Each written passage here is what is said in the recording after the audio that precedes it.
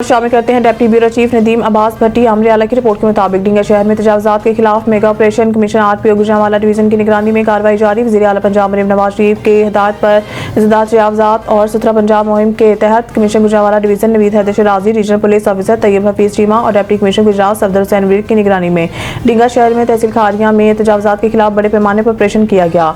Deputy commission Gujrat Safdar Hussain Virk ने commission Gujranwala division Naveed Haider शराजी को operation की पेशरफ्त पर ब्रीफिंग दी और गैर कानूनी तजावुज़ात के खिलाफ जारी कार्रवाइयों से आगाह किया। कमीशन नवीद हैदर शराजी ने ऑपरेशन के दौरान मुख्तलिफ मकामात का दौरा किया, जारी मेगा ऑपरेशन का जायजा लिया और तजावुज़ात के खात्मा के लिए जिला इंतजामिया और मुतल्लिका इदारों की कारकर्दगी को सराहा।